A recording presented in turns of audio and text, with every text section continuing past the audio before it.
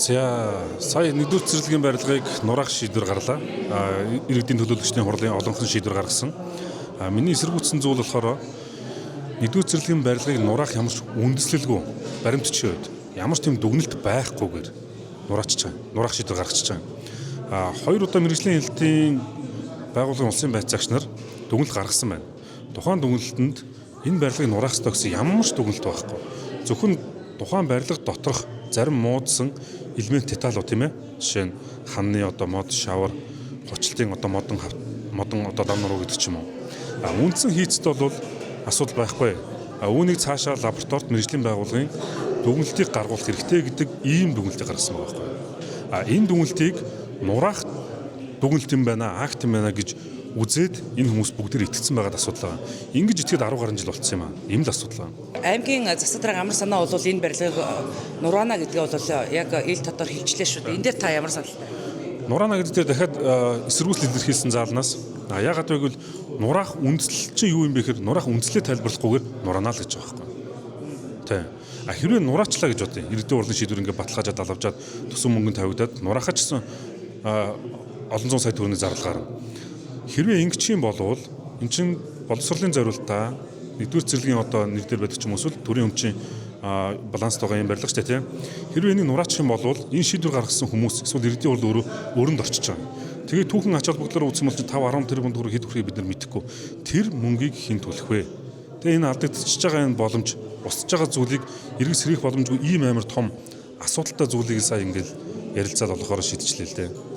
Ховд аймгийн түүхэн дурсгалт барилгын тоонд бол орох ёстой барилгын нэг бол яхааргүй нэгдүгээр цэцэрлэгийн барилга насжилтын хувьд бол 65 жилийн насжилттай гэсэн зүйлийг ярьж байна. Тэгэхээр нөгөө үндэслэлийн бүрэн хангаад байна гэж ойлгож байна л да. Гэтэл өнөөдөр хүртэл Ховд аймгийн түүх дурсгалт барилгын тоонд бол багтаж бүртгэгдээгүй байдаг юм байна.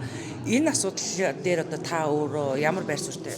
За энэний өмнөх засаг захиргааны үед Монгол Ардын нам ирэх ирж ирсэн юм. Тэр үед иргэдийн хурл хуралдаад эдгээр талбай тойрсон барилгуудыг түүхэн барилгын жагсаалтанд оруулъя гэдэг шийдвэр нь гарсан юм.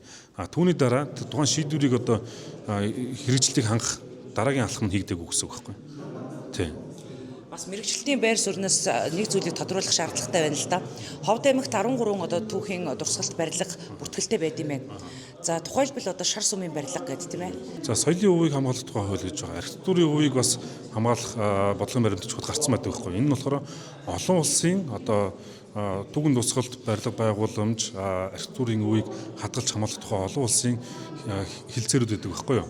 Үүний дагуу хуульчлагдсан ийм зүйлсүүд байгаа. Бид нар энийг нь ашиглахгүйгээр зөвхөн хит мэргэжлийн бус хүмүүс зөвхөн тухайн хариалагдж байгаа байгууллагынхаа үйл ажиллагааны өнцгөөсөө л ганцхан үзүүлэлтээр энэ нурах болчихжээ гэж ингээл дүнчиж байгаа байхгүй. Уул нь ч хуультай дүрмтэй.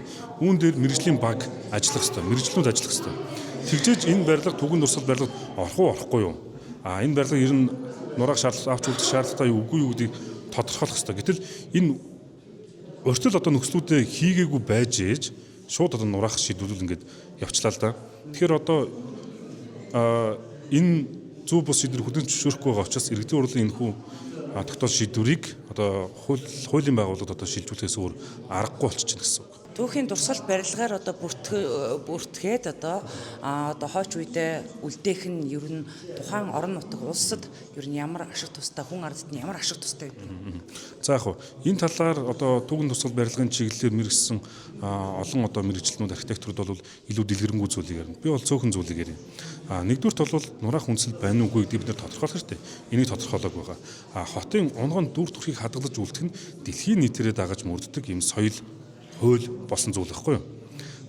Жишээ нь та Ховд хотыг төсөөлөхдөө та Ховдоосоо гараа явуулч юм өөр аймагт чуулч юм. За энэ тийм барилга байдаг гэдээ ярьдаг шүү дээ. Ховд хот болвол харин ч бусад аймагтай харьцуулахад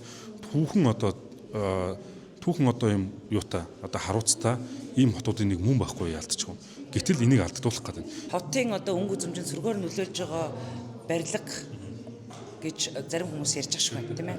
Тэгэхээр энэ бол ичих зүйл мөн үү? Яг ичиж болно, ичгүй байж болно. Хэрвээ энийг өнгө үзэмжийг гутааж байна гэж үзэх юм бол бид нар засварлах маш хямдхан энгийн арга байж байгаа. Та ч гэсэн гэр орноо муудах юм бол буулгах байсан уу, засах байсан уу гэдэг асуултыг өөрөөсөө асуух юм бол ойлгомжтой байна шүү дээ. Үндсэндээ өнөөдрийн болсон нэгдүгээр цэцэрлэгийн асуудлын хурлын процессыг энэ төр хүмүүсийн гаргаж ирж байгаа шийдлийг ингээ харах юм бол үүний цаана зүгээр нэг одоо асуудал биш байна.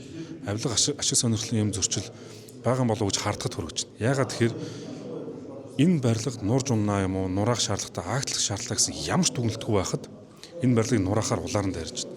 Үүний цаанаа бол маш том ашиг сонирхол байгаа. Энэ ашиг сонирхлыг ер нь ховдчууд маань мэдж байгаа. Нэг компанийн нэр дуулдаад 10 гаруй жил болсон байхгүй. Би үүнийг хардж байгаа шүү. Ийм байж магадгүй. Хэлбэл нөгөө номинг хэлээд байна. Сүүлд бол номин байсан. Номин одоо хаанах ямар компани мэдэхгүй. Тэрнээс өмнө арай нэг өөр компанийн нэр дуулж исэн. Энэ баталгаатай зүйлсчлээ би хэлэхгүй.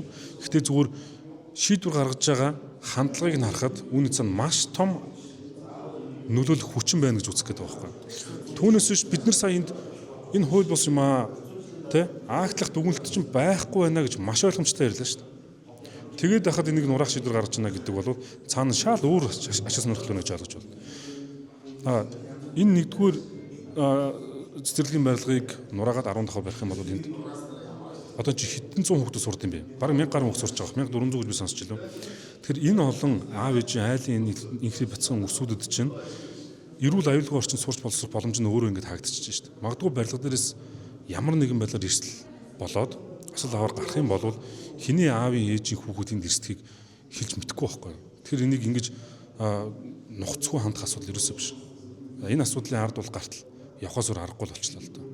Та бол энэ барилгыг одоо нураагаар шинэ барилга барьснаар гарах эрсдлийг та өөрөө хэлж байна тийм үү? Тэгвэл одоо олон жилийн турш одоо эзэнгүү ийм засварлагдахгүй байгаа балгас хэлбэрээр одоо байгаа энэ барилгад маань өнөөдөр гэмт хэрэг зөрчил үүсэх нөхцөл бүрэн бүрдчихэд байна. Тэрийг хэл сургуулийн хүчирхийлэл энд явагдаж байна. За архичдын одоо уурхаа болсон байж гэдэг юм уу?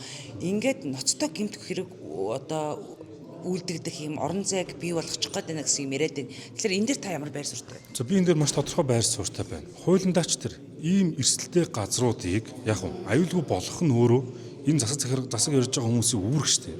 Үе. Тэг яагаад өөрийнхөө хийх ёстой байсан зүйлийг хийгээгүй байж ээж тэнд ийм хэрэг гараад нэг гэдэг асуудал ирж байна. Энэ чинь хашиж хамгаалах хэрэгтэй. Бид нар үндсэн хуулиар эрүүл аюулгүй орчинд амьдрах эрхтэй.